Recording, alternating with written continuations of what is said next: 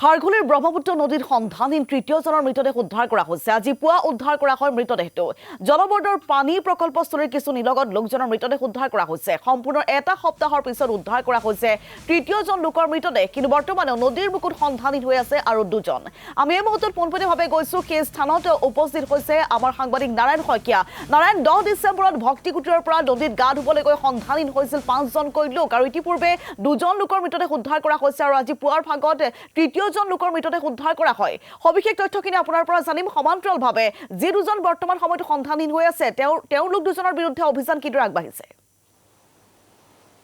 হয়, নিশ্চয়কৈ চাওক যে আজি পুৱাৰ ভাগতে এটা মৃতদেহ উদ্ধাৰ হৈছে আৰু জলবৰ্ডৰ যি পাছফালে সেই পাছফালে যি নদীৰ কাষত আচলতে সেই বালিচৰত সেই বডিটো উদ্ধাৰ হৈছে।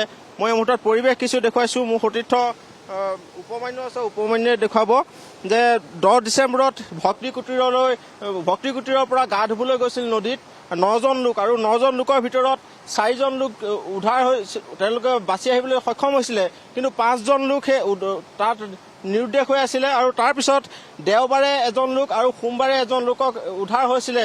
আৰু ইতিমধ্যে আজিৰটো তৃতীয়জন লোকৰ যিটো মৃতদেহ সেই মৃতদেহটো উদ্ধাৰ হৈছে, কিন্তু বৰ্তমানলৈকে এই মৃতদেহটো কাৰ সেইটো চিনাক্ত কৰিব পৰা নাই, কাৰণ ইতিমধ্যে দেখিবলৈ পাইছে যে নদীৰ পানীতে সেই মৃতদেহটো উটি আছে। আৰু SDRF NDRF বাহিনীয়ে ইতিমধ্যে এই বিগত এটা সপ্তাহ ধৰি সম্পূৰ্ণৰূপে তেখেতলোকে অভিযান চলাই আছিলে, কিন্তু অভিযান চলোৱাৰ পাছত বুধবাৰে আচলতে নিৰুদ্দেশ হোৱাৰ পাছতেই দেওবাৰে এটা মৃতদেহ আৰু সোমবাৰে এটা মৃতদেহ উদ্ধাৰ হৈছিলে।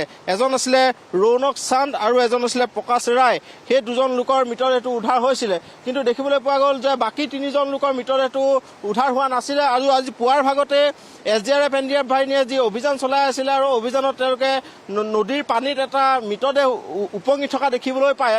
আৰু বৰ্তমান সময়তো SDRF NDRF বাহিনী সেই যিটো মৃতদেহ সেই মৃতদেহ কাষত আছে, কিন্তু বৰ্তমানলৈকে পানীৰ পৰা উঠাব পৰা অৱস্থাত নাই, কাৰণ এটা সপ্তাহ ইতিমধ্যে উকলি গৈছে। আৰু এটা সপ্তাহ উকলি যোৱাৰ পাছত যিটো মৃতদেহ সেই মৃতদেহটো সম্পূৰ্ণৰূপে উৱলি গৈছে, যাৰ বাবে যথেষ্ট কষ্ট হৈছে, যথেষ্ট প্ৰত্যাহ্বানৰ সন্মুখীন হৈছে NDRF SDRF।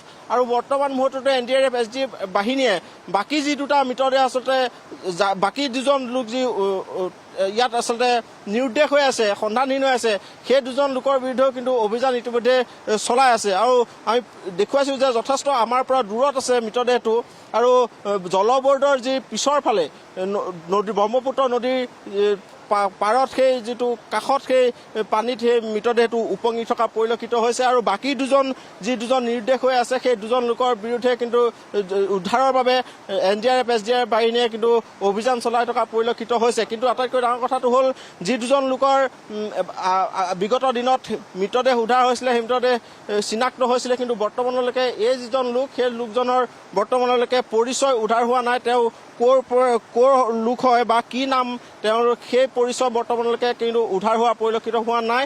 আৰু কিছু সময়ৰ পিছত আমি জানিব পাৰিম, যেতিয়া মৃতদেহটো পানীৰ পৰা NDRF SDRF আৰু আৰক্ষীয়ে উঠাই আনিব তেতিয়া আমি জানিব পাৰিম, কিন্তু বৰ্তমানলৈকে সেই মৃতদেহটো পানীতে উপঙি থকা পৰিলক্ষিত হৈছে। আৰু বাকী 2জন বৰ্তমানেও সন্ধানহীন হৈ আছে, আৰু বাকী 2জনৰ বিৰুদ্ধে অভিযান তীব্ৰতৰ কৰি তুলিছে NDRF SDRFে।